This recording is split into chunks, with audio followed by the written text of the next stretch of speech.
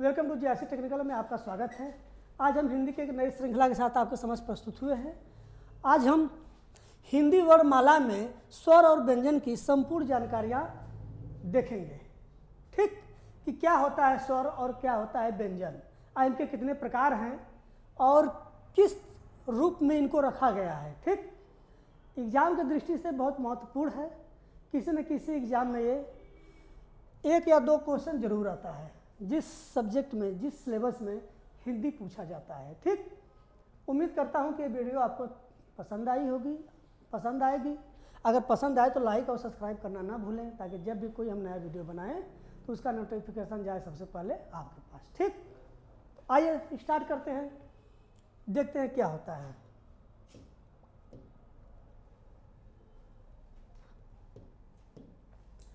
क्या है हिंदी वर्णमाला, स्वर और व्यंजन संपूर्ण जानकारी। ठीक, पहले हम जानते हैं हिंदी वर्णमाला की परिभाषा, हिंदी वर्णमाला की परिभाषा और भेष।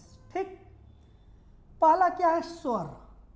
अब हम स्वर की परिभाषा की बात करें तो स्वर क्या होता है। स्वर जो होता है, जिन ध्वनियों का उच्चारण करते समय मुख विवर में बिना किसी अवरोध के उसका सही से उच्चारण किया जाए, वो क्या होता है, हमारा स्वर होता है। ठीक, यानी उसके उच्चारण में किसी प्रकार का अवरोध पैदा नहीं होता है, स्वर कहलाता है। ठीक,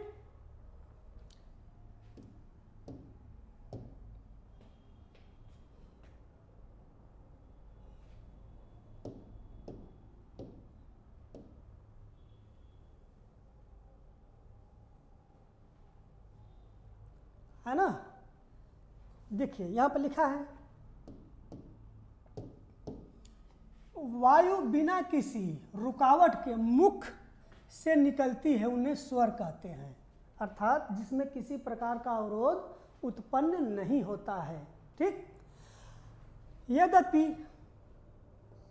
री को लिखित रूप में स्वर माना जाता है, परंतु आजकल हिंदी में उसका उच्चारण री के समान होता है। ठीक, जैसे हम स्वर की बात करें तो इसमें स्वर जो है 13 प्रकार के हैं। ठीक, जिसमें 11 स्वर के रूप में मान्यता दी गई है, 2 को अयोगवाह के रूप में मान्यता दी गई है। ठीक, वो होते क्या है स्वर और अयोगवाह, उसको आगे देखते हैं। पहले इसको थोड़ा समझा लेते हैं। पारंपरिक वर्णमाला में अंग और अ को स्वरों में गिना जाता है। ठीक, जो पारंपरिक रूप से हम अगर देखें तो इसको स्वर में गिना जाता है, लेकिन उच्चारण की दृष्टि से यह व्यंजन के रूप में है। ठीक, अंग को अनुस्वार और अ को विसर्ग कहा जाता है, यह हमेशा स्वर के बाद ही आते हैं। ठीक, अंग को अनुस्वार और अ को विसर्ग कहा जाता है, इनको अयोगवाह भी कहा जाता है। ठीक है, जैसे इंगित, अंक, अंतः, प्रातः विसर्ग का प्रयोग हिंदी में प्रचलित संस्कृत शब्दों से होता है। ठीक, समझ में आ गई बात। यानी इसको हम एक बार पुनः दोहराते हैं। स्वर की बात करते हैं तो हम स्वर उसे कहते हैं जिसका उच्चारण हम करते हैं और मुख विवर में बिना अवरोध के आवाजें या स्वर, शब्द या समूह बाहर आते हैं, स्वर कहलाते हैं। ठीक, यह 13, इनकी संख्या 13 है, लेकिन अगर देखा जाए तो इसमें अंग और अ 2 ऐसे हैं जिनको स्वर के रूप में नहीं माना गया, इनको अयोगवाह के रूप में माना गया, जिसको हम क्या बोलते हैं, अनुस्वार और विसर्ग बोलते हैं। ठीक, क्लियर हो गया। जैसे इंगित, अंक, अंतः, प्रातः विसर्ग का प्रयोग हिंदी में प्रचलित शब्दों में होता है। ठीक,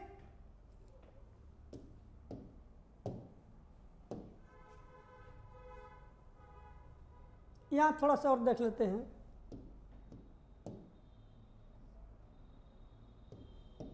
क्या कह रहा है, अनुस्वार जिस स्पर्श व्यंजन से पहले आता है, अनुस्वार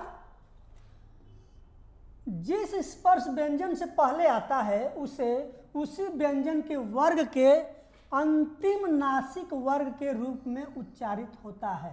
ठीक, इतना बात समझ में आ गया? कहने का मतलब इसके क्या है, क्या कह रहा है? यानी जो अनुस्वार है वो स्पर्श व्यंजन जो होता है, स्पर्श व्यंजनों की संख्या कितनी होती है पता होना चाहिए, 25 होती है, ठीक है ना। उसके अंत में अगर वो आ जाए तो वह अंतिम नासिक वर्ण के रूप में उच्चारित होता है, जैसे अंग, अतः, ठीक। चलिए आगे चलते हैं।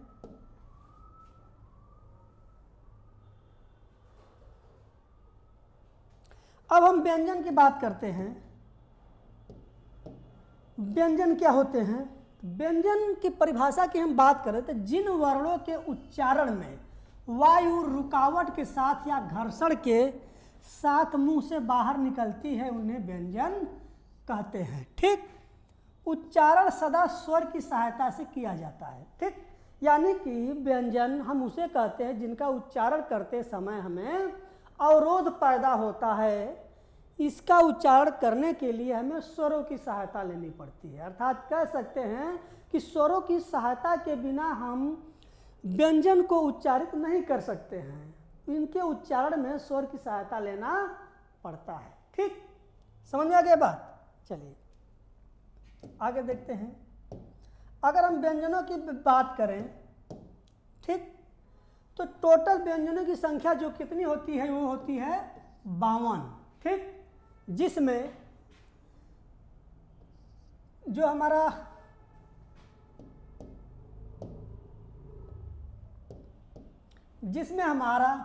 व्यंजन कितना होता है 52, जिसमें 11 स्वर और 37 हमारे व्यंजन होते हैं, ठीक।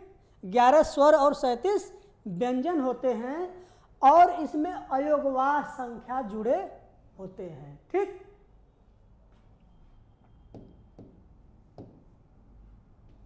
चलिए आगे देखते हैं। इसमें कहा गया है कि हिंदी में कुल 37 व्यंजन हैं, जिनमें 2 आगत को हम कौन सा बोलते हैं? एक ज और फ को आगत व्यंजन बोलते हैं, ठीक, जो कि स्पर्श व्यंजन के अंतर्गत आते हैं। क्लियर? स्पर्श व्यंजनों की संख्या कितनी होती है?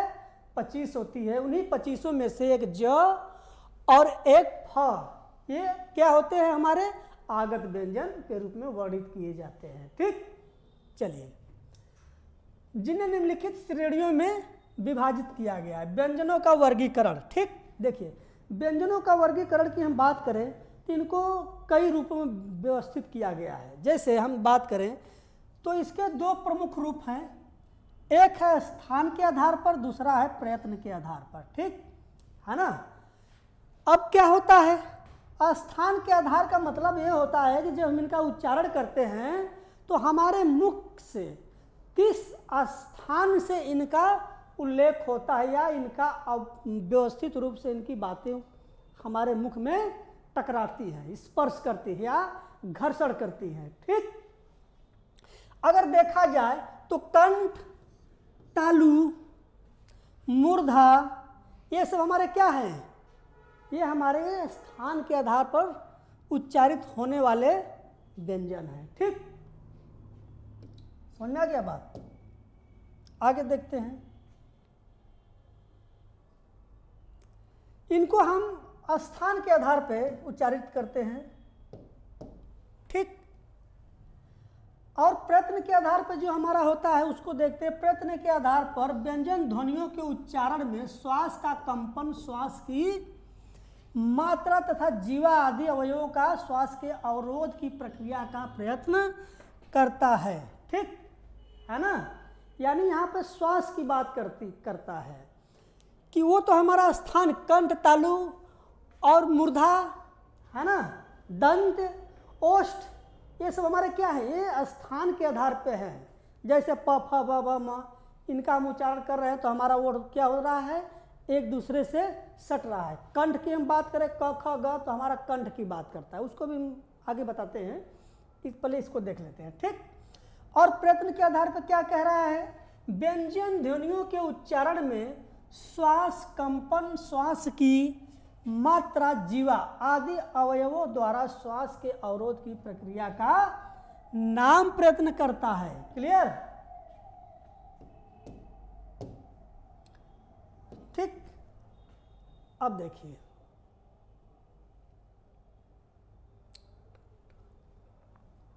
अब हम इसको बात करें क्या होता है। देखिए, व्यंजन, व्यंजन जो हमारा है इसको हम जो हमारा क वर्ग से लेकर के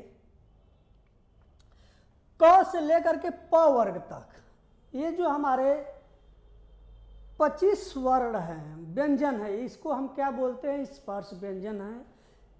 और इसको हम वर्ग के रूप में भी व्यवस्थित करते हैं और स्थान के आधार पर भी व्यवस्थित करते हैं। जैसे अगर हम बोलें क वर्ग, तो क वर्ग में कितने शब्द आते हैं, अक्षर आते हैं? तो वो 5 होते हैं, जिसमें क, ख, ग, घ, अंग होते हैं। ठीक।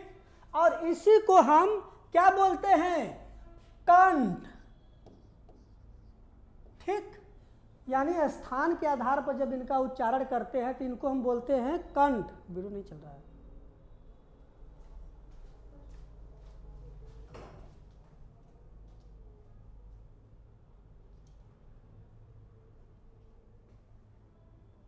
ठीक। उच्चारण करते समय हम इसको क्या बोलते हैं? कंठ बोलते हैं। ठीक। ट, वैसे ही हमारा ट हो गया, प हो गया। क्या हो गया? ये ट वर्ग। ट वर्ग में कौन कौन से अक्षर आते हैं? तो ट, ठ, ड, ढ, ढ़, ये हमारे क्या होते हैं? ये हमारे ट वर्ग के होते हैं। वैसे ही प वर्ग हो गया, च वर्ग हो गया। ठीक है। तो वर्ग में च के हिसाब से आएंगे। अगर पूछ दिया जाए कि छ किस वर्ग का अक्षर है, तो हम कहेंगे ये च वर्ग का है। ठीक। अगर हम इसी को बोलेंगे कि उच्चारण के स्थान पे इसका वर्ग क्या है, तो जैसे हम क को बोलते हैं कंठ, च को क्या बोलेंगे? हम मूर्धा बोलेंगे। ठीक। समझ में आ गया? वैसे ही हम ट को क्या बोलेंगे?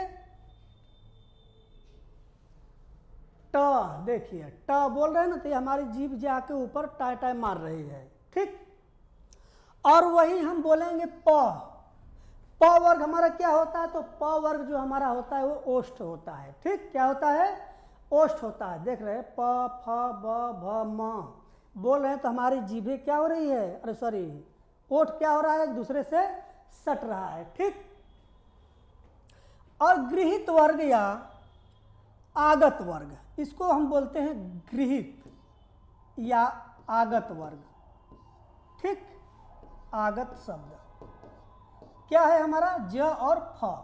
आ नहीं है। देखिए, आ हमारा आगत वर्ग में नहीं आएगा, लेकिन ज और फ आएगा। लेकिन वही कह दे गृहीत वर्ग, तो गृहीत वर्ग भी ज फ के साथ आ भी आएगा। ठीक। क्लियर? चलिए, अब हम एक चीज और देखते हैं क्या होता है वो उष्मा वर्ग। उष्मा का मतलब होता है, उसको हम बोलते हैं उष्मा। ठीक। उष्मा अक्षर के अंतर्गत कौन कौन सा शब्द आता है, तो हम उसमें 4 प्रकार के शब्दों को देखेंगे। क्या है?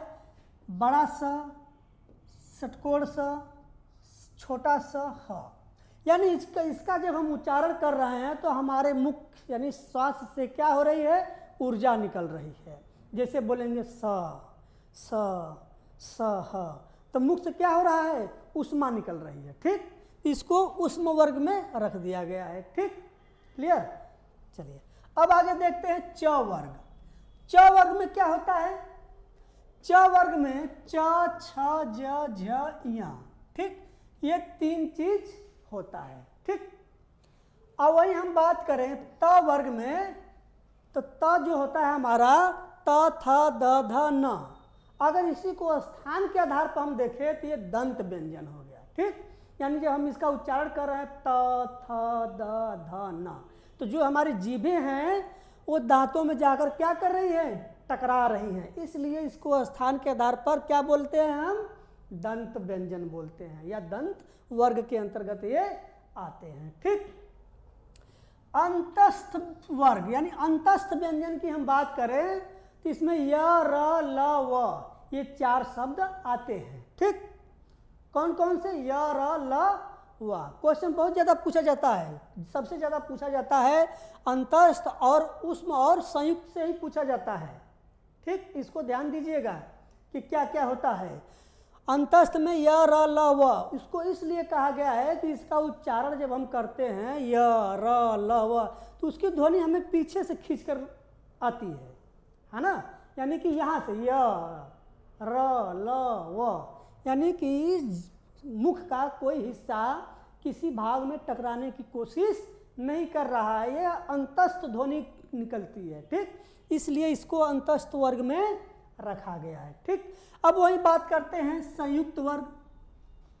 तो संयुक्त का मतलब होता है 2 या 2 से अधिक शब्दों को मिला करके एक नया शब्द बनाना या निर्मित होना संयुक्त वर्ग कहलाता है। ठीक, अब जैसे हम बात करें इसमें कि यह क्या किस किस अक्षर के योग से बना है, तो हम 6 की बात करते हैं।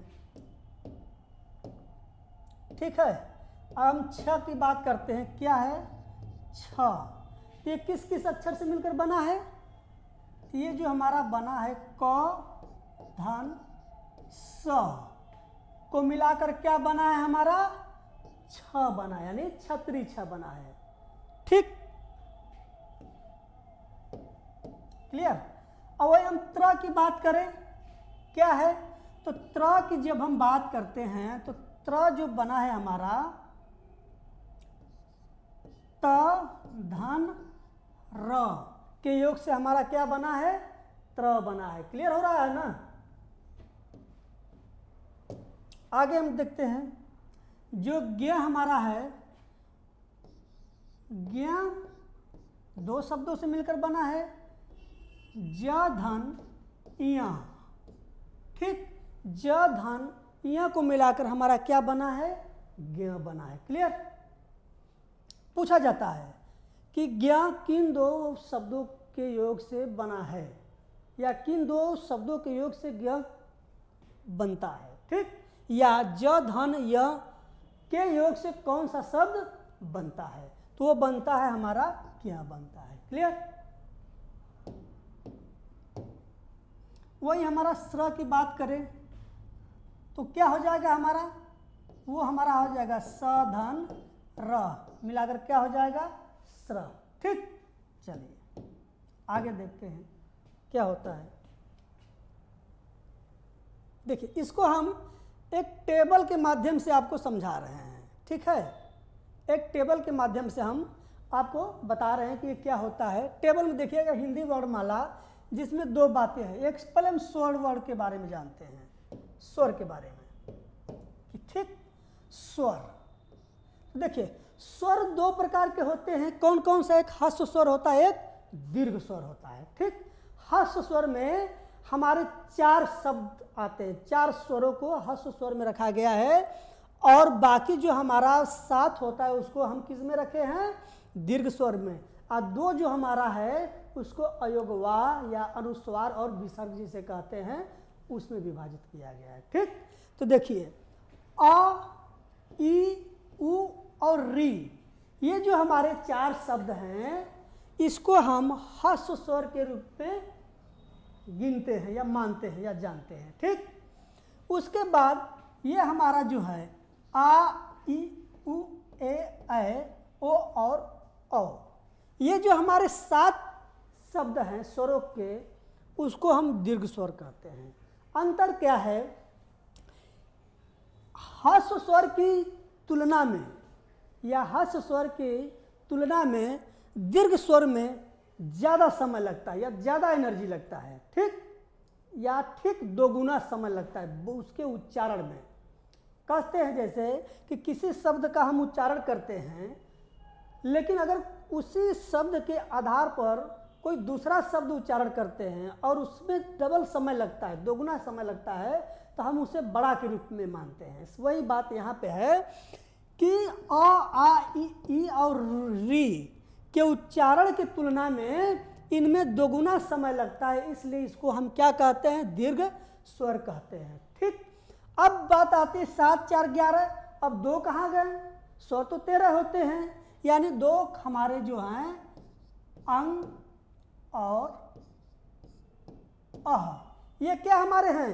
ये अयोगवाह हैं, जिसमें हम क्या बोलते हैं? अनुस्वार एक को बोलते हैं अनुस्वार और विसर्ग। ये हमारे क्या होते हैं? अनुस्वार और विसर्ग। ठीक, ये हमारे दोनों मिलाकर 13 स्वर हो गए। क्लियर हो गया? चलिए आगे चलते हैं। अब हम बात करते हैं किसकी? व्यंजन की। तो व्यंजन का भी एक ग्राफ हमने तैयार किया है, जिससे समझने में थोड़ा आसानी होगी। देखिए, अब व्यंजन में जो हमारे हैं, इसको कई आधारों में रखा गया है। जब पहले हमने इसको ऊपर बता भी दिया है, एक ग्राफ भी बना दिया, इसको फिर से हम दोबारा रिवीजन के तौर पर समझा दे रहे हैं। ठीक, जैसे हम इसे स्पर्श व्यंजन कहते हैं, है ना? क्या बोलते हैं? स्पर्श व्यंजन बोलते हैं। और इनकी संख्या कितनी होती है? स्पर्श व्यंजन की संख्या जो होती है वो होती है 25। ठीक, जिसको हम कंठ, तालु, तालव्य, जीभ, अरे दंत और ओष्ठ के माध्यम से इसको क्या करते हैं? संदर्भित करते हैं या जानते हैं। ठीक, जैसे कंठ, तालु, मूर्धा और दंत लिख देते हैं। कंठ च च, तालु तालु, मूर्धा मूर्धा, और ये हमारा क्या हो गया? 1 2 3 4, कंठ, तालु, मूर्धा, दंत दंत, और ये हमारा होष्ठ ओष्ठ, सॉरी ओष्ठ होगा। क्या होगा? ये हमारा ओष्ठ होगा, है ना? ओष्ठ, है ना? ये हमारे क्या हो गए? 4। स्पर्श व्यंजन में 25 शब्द होते हैं, जिसको कंठ, तालु, मूर्धा, दंत और ओष्ठ के रूप में जानते हैं।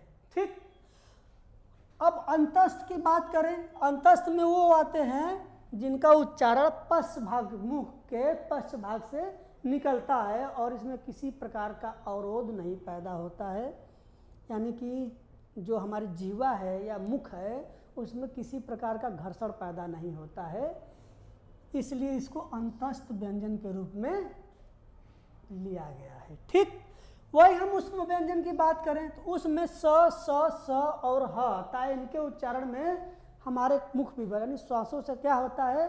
उष्मा निकलता है, इसलिए इसको हम उष्म व्यंजन कहते हैं। ठीक, संयुक्त व्यंजन जैसा कि हमने ऊपर बताया है कि किससे त्र बनता है, किससे छ बनता है, किससे ग बनता है, किससे स्र बनता है। ठीक, आगत, आगत में ज और फ आता है। ठीक है, हालांकि बहुत जगह नहीं मिलेगा, बहुत कम मात्रा में, बहुत कम बुकों में मिलता है, लेकिन हमने इसको आपके लिए खोज कर लाया है कि जानकारी नहीं होगी तो आप इसको जान सके।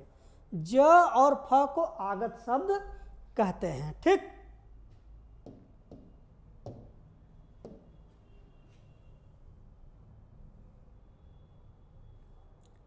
चलिए, ये तो हमारा हिंदी वर्णमाला और हिंदी वर्णमाला स्वर और व्यंजन की संपूर्ण जानकारियाँ थी। उम्मीद करता हूँ कि हमने पूरा कोशिश किया है आपको समझाने की और आपको समझ में आया होगा। अगर वीडियो पसंद आई हो तो लाइक, सब्सक्राइब और शेयर करना ना भूलें, ताकि जब भी हम कोई नया वीडियो बनाएं तो उसका नोटिफिकेशन जाए सबसे पहले आपके यहाँ। ठीक, धन्यवाद।